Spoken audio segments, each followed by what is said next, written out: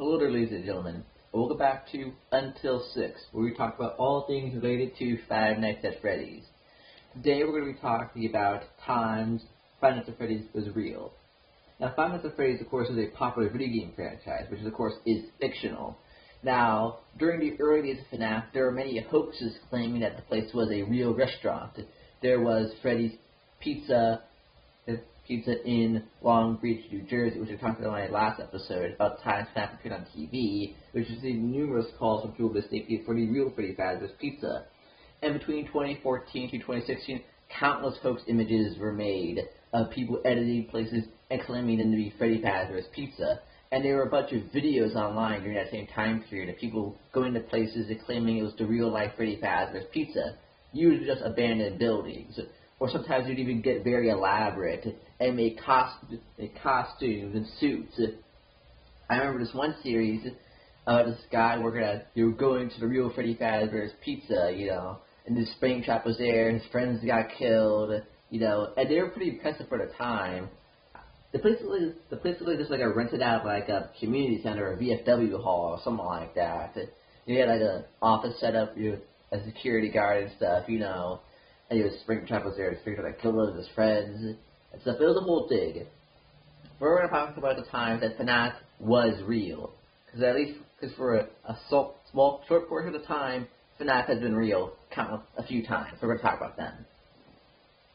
The first time FNAF was real was with the Five Nights at Freddy's Fright Dome attraction. The Fright Dome attraction was located at the Adventure Dome Adventure Dome Indoor Theme Park, which is part of Circus Circus, which is in Las Vegas, Nevada. It was open from September 30th to October 31st and featured recreations of scenes from the Freddy Fazbear's Pizza restaurant and featured costume recreation of Freddy, Chica, and Bonnie, and made a real-life version of Freddy Fazbear's Pizza, and even featured your real merchandise and stuff. And the attraction was actually visited by Corey Devontae Williams, better known under his online pseudonym of Corey Extension. And while he was there, he encountered series creator Scott Coffin and took an iconic photo with him. But the images I'm showing right now are images taken at the attraction. It's the most famous out of all of them, as of course it was the first time when FNAF was particularly young, back in only 2016, and they did a very good job making recreations of the characters, and bringing Freddy Fazbear's Pizzeria to life. You're making your recreations of the dining room, the arcade, security office, and all those kind of things. The props have been gone for a very long time, but recently have surfaced online and are even for sale. The second time it resurfaced, FNAF was real, was in 2025 as part of Universal Studios Halloween Horror Nights.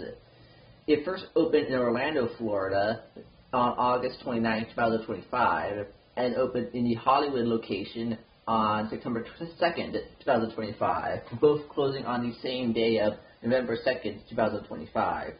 This attraction was based off of a specific location, being the one from the movie. The second Five Nights at Freddy's movie was coming soon, and this attraction bases off of the first movie, and so recreate scenes and recreated basically identical to the actual restaurant in the movie. It had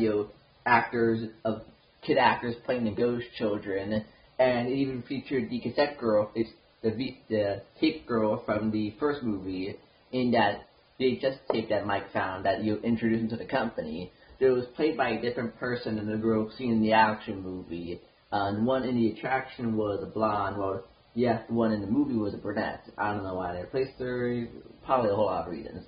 But I actually went to this one, and I liked it, so Springtrap was there, and it was a pretty good event. It was a long line, but they did a pretty good job recreating the restaurant from the movie, and of course outside it had a store. They sold a bunch of merchandise. They sold exclusive FNAF themed food. They sold a Chica cookie. I bought it, but it got too messed up to be edible, really. The whole thing. They sold pizza there. A bunch of FNAF exclusive branded stuff. It was part of the big hype for the second movie, where you had a crossover with Popeyes, Fanta, you know. They did a pretty good job remaking this. You know, good times, you know, before I ended up in here. Now the most recent one happened in Saudi Arabia, in the city of Riyadh City, Saudi Arabia. I wasn't able to figure out when this place exactly opened, but it was pretty recent. And it's a large walk-through attraction, just like the other ones, where people will make their way through different sets and scenes based off FNAF. Now, recently it's been rebranded to be based off of Security Breach and Ruin. This is what it looks like from the outside, but they've replaced them with the Glamrock animatronics now. This is what it currently looks like. Now, the new Glamrock animatronics is branded to the Security Breach, but when it first opened, it was branded to the original FNAF game, and based on the sets and scenes from FNAF. This is what it looks inside. It's a little shoddy, not so great, you know. Certain parts of it is a little iffy, but I guess it's the best they can do out there. So what they have. But it looks pretty good. I'm not sure if I could even leave this room. I'd travel out there, but still. I'm not sure if I would go out there, but still. It seems it's currently open, so if you have the time and want to go there, I guess you could travel to Saudi Arabia and see, you know, FNAF in real life, because you got your costumes and props.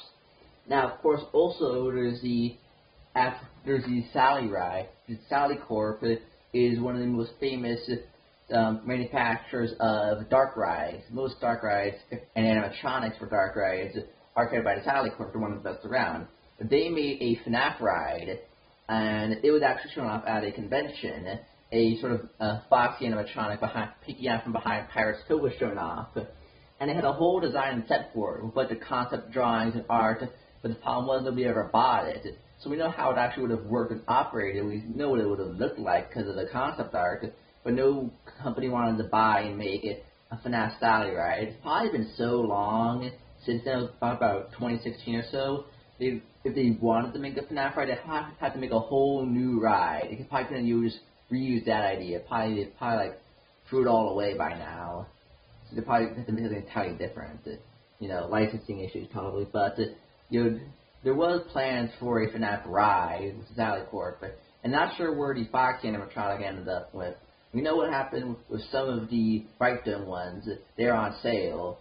But that's all I gotta say for today's episode, ladies and gentlemen. I'll see you around. So, bye. Have a nice time.